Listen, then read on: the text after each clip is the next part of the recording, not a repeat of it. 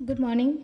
Ngasigi rules ki reading haipetang yeng se ko rules ki reading se group 1 group 2 aina khado se ko number 1 natraga number 2 ko ani sigi manung da ama khan se ko number 1 khansira natraga number 2 khansira ko ani sidagi arakpa symbol gi matung ina laiba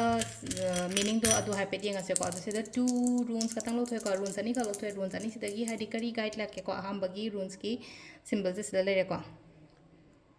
duga second rules ki symbol se na sida lere ko अहमबगी लाइसे को यामना protected ओइना ओइबदो ngasi se hai tare ko ngasi se protections and harasine ko ai do soibangam gadaba leira ga su ngak thokpa adumaina oina oibado na hari thok cha thok matam da su leina ko yumdagi thokpa matam da su short ga sum hapetang lai ga khoirama ga dai chatpiu ko hadi ai gi damakta hadi protection leina bagi damakta shielding harasine ko shielding means hai tare ko hadi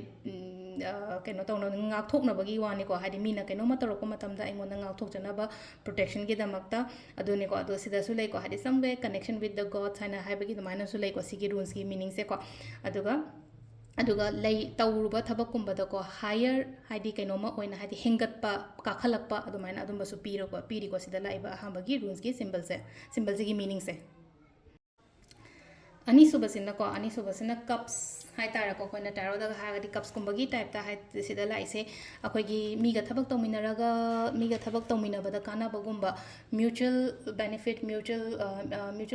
हाइबगी आथ्रदी हाइदि ngसागी